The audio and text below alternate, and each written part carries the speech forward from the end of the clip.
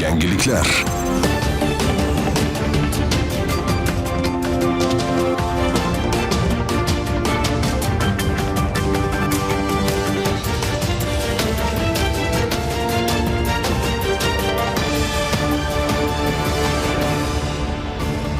Assalomu alaykum, studiyada Zahro Ilhomjonova.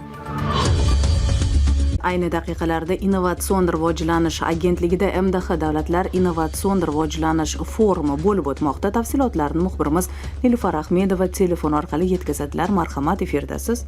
Assalomu alaykum. Xalqaro darajadagi mazkur tadbirda Mustaqil Davlatlar Hamdo'stligi a'zo davlatlarning ilm, fan va innovatsiyalar bo'yicha faoliyat yurituvchi vazirlik va idoralar vakillari hamda Tojikiston, Qozog'iston, Qirg'iziston kabi mamlakatlardan o'sha oliy ta'lim tizimidagi professor, o'qituvchilar, olimlar ishtirok etishmoqda va ayni bugungi bo'lib o'tayotgan mana shu forum doirasida ishtirokchilar mintaqaviy innovatsion ekotizimni rivojlantirish, texnologiyalar sohasida transformatsiyani, ya'ni transchegaraviy hamkorlikni kengaytirish, Mustaqil Davlatlar Hamdo'stligi davlatlarida sun'iy intellekt tizimini rivojlantirish, tarmoqlarda raqamli transformatsiyani strategiyalarini ishlab chiqish kabi masalalar yuzasidan o'zaro fikr almashishmoqda. Shuningdek, bugungi mana shu forum doirasida Mustaqil Davlatlar Hamdo'stligi a'zo davlatlarning ilmiy, texnikaviy va innovatsion sohalarda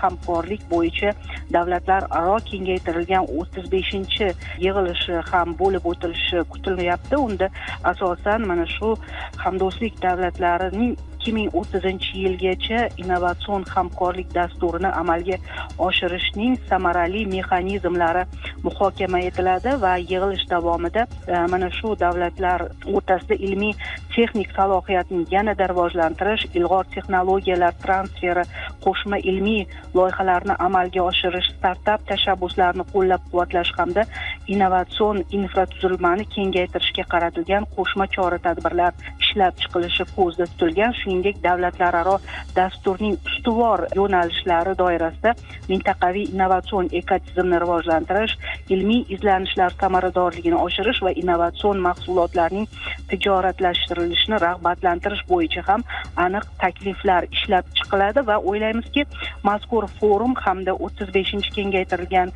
yig'ilish Mustaqil Davlatlar Hamdo'stligiga a'zo mamlakatlarning o'rtasida ilmiy, texnikaviy va innovatsion hamkorlikni mustahkamlashga qaratilgani bilan muhim ahamiyatga ega. Shu bilan birgalikda shu davlatlarning olimlari, soha mutaxassislari o'rtasida o'zaro tajriba almashish, hamkorlikda qarorlar qabul qilish va mana shu davlatlar makonida innovatsion hamkorlikni yanada mustahkamlashga xizmat qiladigan bir maydon yaratishdan iborat hisoblanadi. Ayni paytda mana shu forum o'z ishini davom ettiryapti. Biz esa tafsilotlarni kelgusi dasturlarimizda sizga yetkazib boramiz. E'tiboringiz uchun rahmat.